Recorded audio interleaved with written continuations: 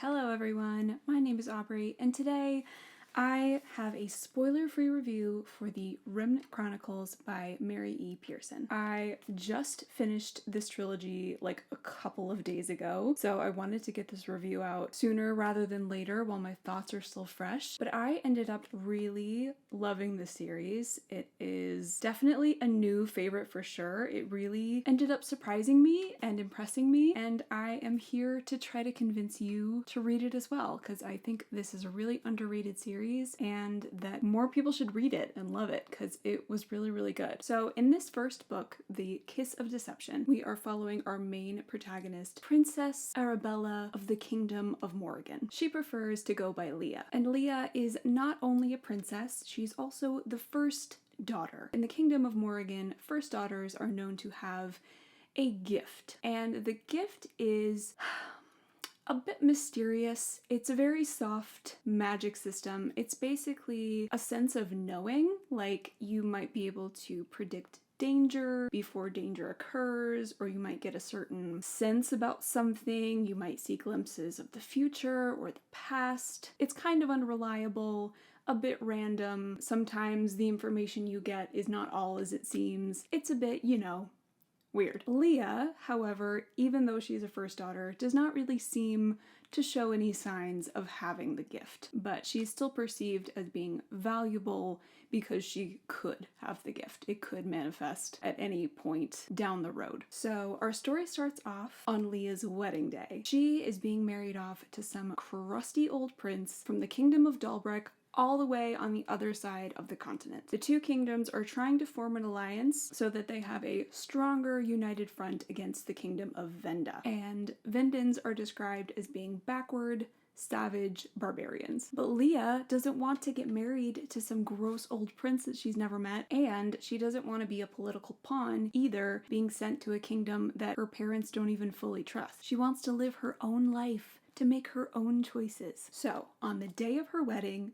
she runs away with her BFF Pauline. Love Pauline. She's just like the best friend anybody could ever have. Pauline is awesome. So they run away to start a new life elsewhere. They end up hunkering down in a cute little fishing village called Terraven because Pauline's aunt runs an inn there and she will give them a place to stay and a means to live. So Leah takes to her new life with clumsy vigor. Okay, she's not really good at anything, but she tries. All right, she tries, and she's willing to work hard and learn in order to make a life that's hers and a future that's hers. Okay, meanwhile, the Prince of Dalbrek, who is in fact not old and crusty, but young and probably handsome, is curious about the girl who thumbed her nose at two kingdoms and ran away from their arranged marriage when he himself did not have the courage to do so. He just wants to check her out, see what kind of woman she is. Not to talk to her or anything. He's definitely not going to talk to her. He's just gonna look. Okay, and then also meanwhile, an assassin from Venda has been sent to kill Leah so that she won't ever be able to change her mind and go through with the marriage, therefore strengthening the alliance between Morrigan and Dalbrek. There's also the concern of her potentially having the gift, which makes her even more of a danger, so it's just better off if she's off the table entirely and then Venda has nothing to worry about. Okay, so one night, Leah is working at the tavern. She's serving drinks, taking orders, and wouldn't you know, two handsome strangers walk in. One introduces himself as Rafe, and the other introduces himself as Caden. Now, we the readers know that one of these men is the prince and one of them is the assassin, but we don't know which one. Leah herself has no idea that either of them is anyone other than who they say they are. They're not suspicious to her, but we the reader know that there's more to know, And so for most of the book, you're trying to figure out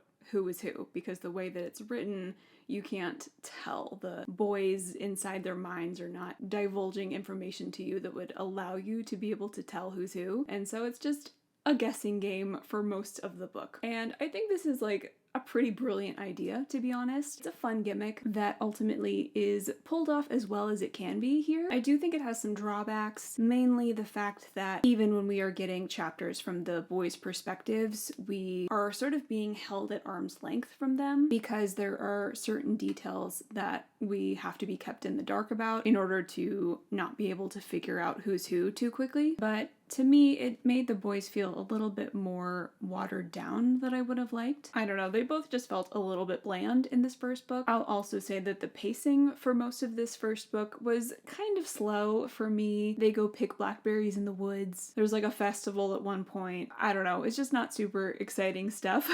But it was definitely enjoyable enough. I didn't feel myself getting really invested until about the last third of the book. Something happens that kind of really propels the story forward, and it was around that point that I started to get really hooked. Book 2, A Heart of Betrayal, was a real step up from book 1, at least in my opinion, in a lot of ways. First of all, while I do think the pacing of this book is perhaps just as slow as the first one, this book is filled with a lot more tension. Leah finds herself in a very precarious situation. Bad things could happen kind of at any time. It just felt like the stakes were raised a lot in this one, and the plot felt a lot more engaging for that reason alone. Second of all, we are finally getting to know the two love interests much more deeply. So at this point in the story, both boys have been revealed to be who they are, not only to the reader but to Leah. I felt like we were really getting to dive into their characters more and their backstories. And thirdly, the conflict between the three kingdoms, especially Vinda's role in the larger political landscape, really starts to come into focus. Things are perhaps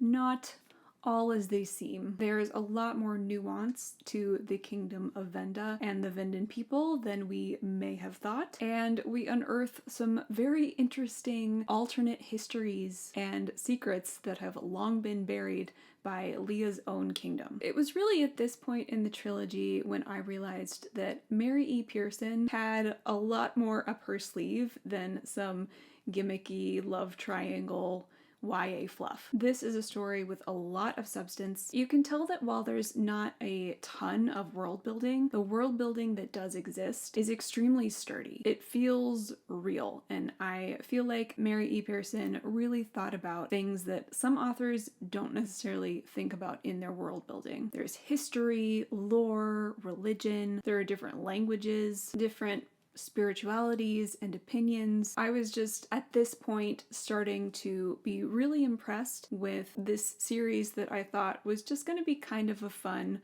YA romance. And by this third book, I was just fully won over. The scope of everything, how it all comes together, the character development that all three of our main protagonists go through is just really excellent. Watching Leah go from this somewhat naive princess shirking her duty and running away from her responsibilities to just coming so fully into herself and her own power and capabilities. I loved it, and I really love her as a protagonist. She's just such an endearing character. She's not, you know, some secretly trained ninja. She's not the best swordswoman in the kingdom. She doesn't have like epic grand superpowers. She's just like a girl. A smart, capable girl who pays attention and figures things out and is willing to maneuver and outsmart anyone to get what she needs. She's kind to the people who deserve kindness, but she doesn't take shit from anybody, and I just really like her. I also really love the Assassins arc, though I feel like I can't really talk too much about that for fear of spoilers, so I'll just say that I really thoroughly enjoyed his story arc as well, and I also really ended up enjoying the romance in this series. First of all, there's a lot less romance in the series than I thought there would be. I feel like the titles of these books are a little bit misleading. You know, Kiss of Deception, The Heart of Betrayal. It just seems like it's going to be a much more romance heavy series than I feel like it ended up being, but I didn't mind that. I thought it was kind of refreshing actually. But you know, there may be some false advertising there, I don't know. And while Leah doesn't end up with who I ultimately wanted her to end up with, I did still enjoy the endgame romance. I felt like I really enjoyed that their relationship wasn't perfect. I've been reading a lot of YA lately where the relationships are just like a little bit too neat and tidy, just like not a lot of interpersonal conflict. It's just like, oh, I love you and I love you too, but we can't be together because of this external thing. Whereas in this, our protagonist and her ultimate love interest, they butt heads a lot. They fight, they have disagreements and differing opinions, and I really enjoyed that their relationship felt a bit messy. I don't know, it made them feel more realistic, I guess. And again, it was just kind of refreshing to have something different than just like, our relationship is perfect, there's just things outside of us that are like coming between us. So if you're okay with a slower paced series that's well crafted, well written, with really likable characters and very capable female characters, a story with interesting world building, history, and lore, something that's low on magic but high on political conflict and adventure, with a dash, like a lovely dash of romance, then I highly recommend The Remnant Chronicles by Mary E. Pearson. I think this is seriously such an underrated gem. It really sunk its teeth into me, and I know that I'll be thinking about this world and these characters for a very long time. I can't wait to read the spin-off series, which I think is called A Dance of Thieves, because I'm just not ready to leave this world yet. And, you know, that's always such a bittersweet feeling when you finish a series and you're just not ready to leave yet. I gave the first book, The Kiss of Deception, 3.75 stars. Fun, enjoyable. I gave The Heart of Betrayal 4 stars. A vast improvement. Very impressive. This one really, really hooked me. And then I gave The Beauty of Darkness 5 stars.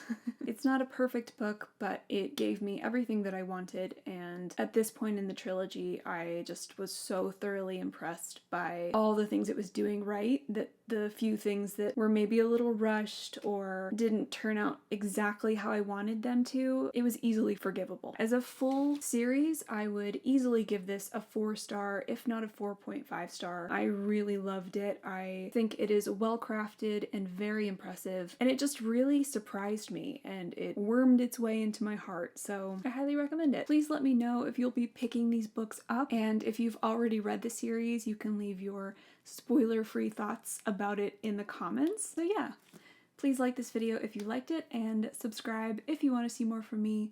I hope to see you next time. Bye.